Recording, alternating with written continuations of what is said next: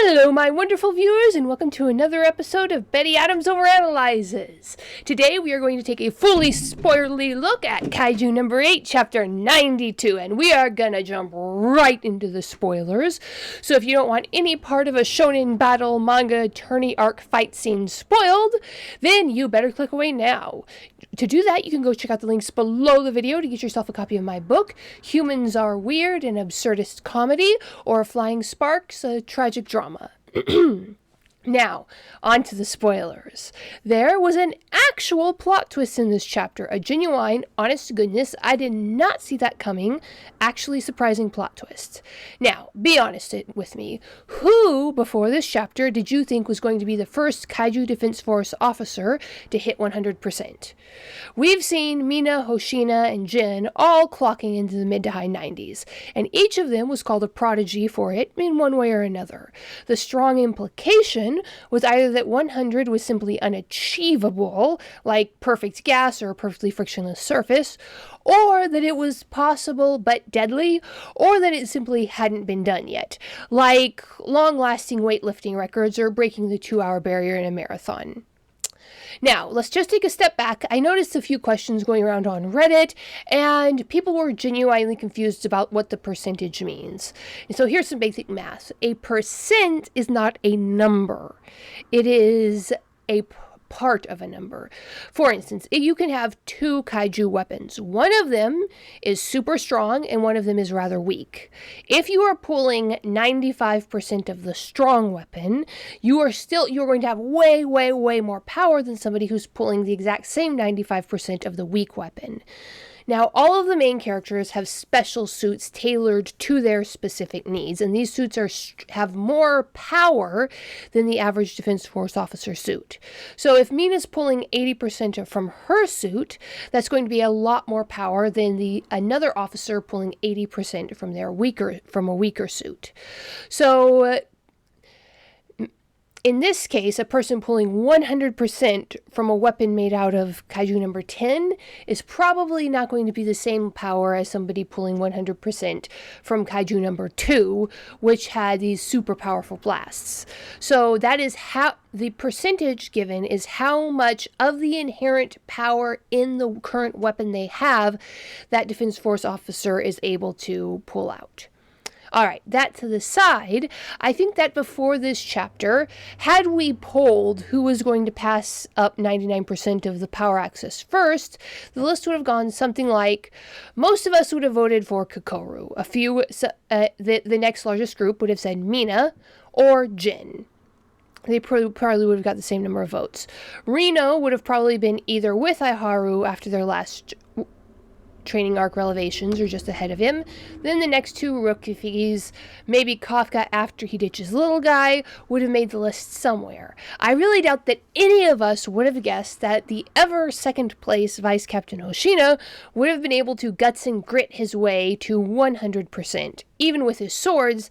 Remember, this is 100% of a sword fight, not 100% of a gun. And ultimately, the gun does have more power than the sword, so this is still 100% at melee fighting. But in retrospect, it makes perfect sense. Hoshina had that natural talent. He had the drive, he has the discipline and practice, and when given a willing and cooperative partner in his suit, and when he finally gets over his emotional hang-ups, it does make sense that he made 100% when you look at it retroactively. And this is the definition of a perfect plot twist. To be a perfect plot twist, the audience can't see it coming, but it has to have been possible for them to have seen it coming.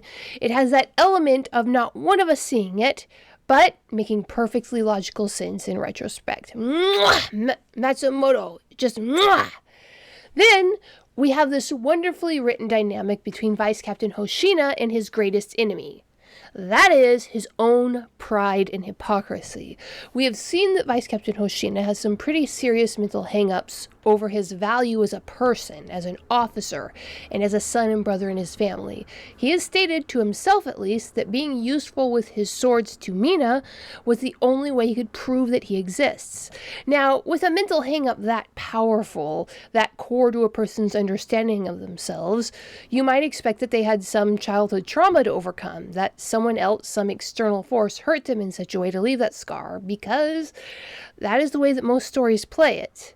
I am this way, this broken, because of what someone else did to me. I was abused, I was neglected, yada yada and so on. But in real life, it's far more complicated than that. Not everyone who is abused or traumatized grows up with hang-ups, and for darn sure, a lot of hang-ups are not the result of abuse. Human children and adults are more than capable of manufacturing our own hang-ups. I think of how carefully my parents taught me things like Santa Claus. That not only did they never once tell me Santa Claus was real in a practical sense, but they carefully explained that Santa was a game we played to have fun, like Superman. But until the ripe old age of 7, I clearly remember knowing better than them. Silly mom, silly dad, of course Santa was real. Of course he came down the chimney. Of course reindeer knew how to fly. I was so much smarter and wiser than the adults that I knew this. As I grew up, of course, the subject of these hang-ups changed, but my confidence did not. They clearly explained that when they argued as parents, it was not healthy, good, or wise for me to try to get involved and fix their problems.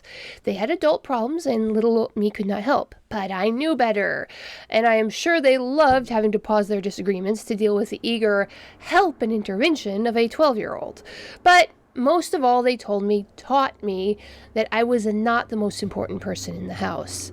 That is, it was okay for me to let other people do things for me, that I could have sick days, grumpy days, and that the world itself did not sit on my shoulders. When you are an oldest daughter, that can be a hard pill to swallow, that your mom does not really need you to help run the house, that your younger siblings can get along without you. Most of all, that you don't need pure motives. You don't need to be perfect. You don't need to invent a selfless motive for getting treats.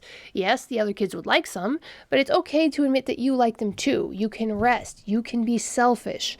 It won't be the end of your little world. You are not the center of it, and it won't fall apart if you are less than perfect.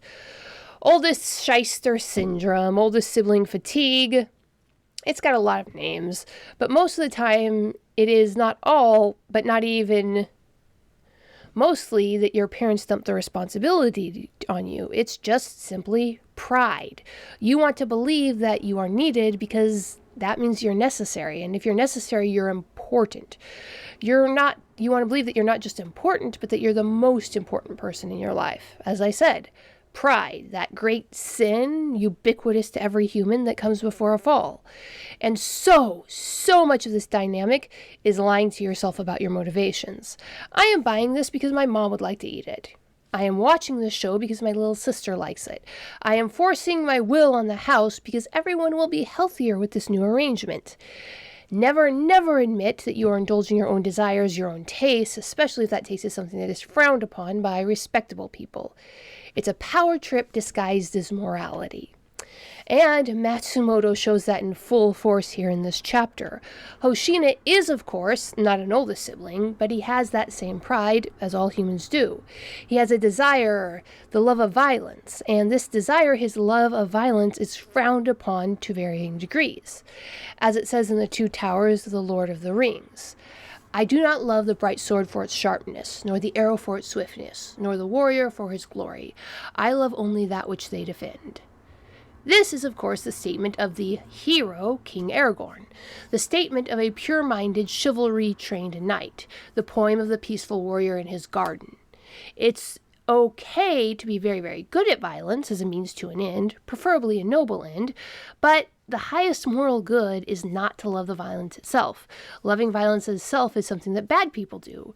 Good boys like to hit things because it lets them serve and protect. Only bad boys like to hit things just for the sake of hitting things. That is and always has been Hoshina's main hang-up. So he hid his delight in battle first under his competition with his super-skilled brother, then under his Defense Force goals, and then under his usefulness to Mina. Sure, it is noble and good to have pure motivations of selflessness, but Matsumoto isn't writing perfect heroes. Matsumoto is writing real people. The super powerhouse Jin Narumi is a man-child whose maturity was crippled by some past trauma. The beautiful and poised Mina Ashiro is petty and resentful of her best friend because of the limitations that maybe he could or couldn't help. The hyper-competent Hoshina Soshiro is, under all of his discipline, healthy family upbringing, and duty to his community, a punk who loves violence for its own sake. He is not doing this not primarily out of his duty or goodness, and because of that, he's been living a hypocritical life. Because he wanted to be seen as the good boy, the hero, the guy who was doing it only for pure reasons. That is, until the purely violent and chaotic Kaiju number 10 beat some honesty into him. Hoshina's actions, his motivations, have not changed one iota in this chapter, but now he is going forward being honest about him. Why do I like Kung Fu so much? It is because I feel duty-bound, because to be as strong as possible to protect my family? Heck no! Kung Fu is one of the very few situations where it is socially acceptable to gleefully hit people with sticks! And I like to hit people with sticks! That's one of the perks of going to Kung Fu. Hoshina, perfect first world, well-raised son that he is, likes hitting people with swords. And now he's being honest about that. Also, we now get to see what are the consequences of 100% release on the human body. And that is going to be delightfully traumatizing. So what do you think, my wonderful viewers? Was this an amazing plot twist, or did you see this coming? Tell me what you think in the comments below the video. Hit that like and subscribe button. And peace out, my wonderful viewers. Do you love awesome science fiction books? Of course you do. If you check out the links below the video, you can get yourself a copy of Comedy or Tragedy. Humans Are Weird. I have the data. Humans Are Weird. We took a vote, and Humans Are Weird, Let's Work It Out are the 3 comedy short story books available on Amazon, Barnes & Noble, Kobo by Rakuten, Google Play. There's even some copies at Powell's Books, the famous used bookstore in Portland, Oregon. Dying Embers, dragons, aliens, and things that go boom in the night, and soon Flying Sparks, more dramatic traditional science fiction novels, are also available at Amazon. Flying Sparks is still on the pre-order page. If you want a copy, you can email me by contacting the website to pre-order yourself a copy. It's still being edited. So check out the links below the video to get yourself a copy of some wonderful science fiction.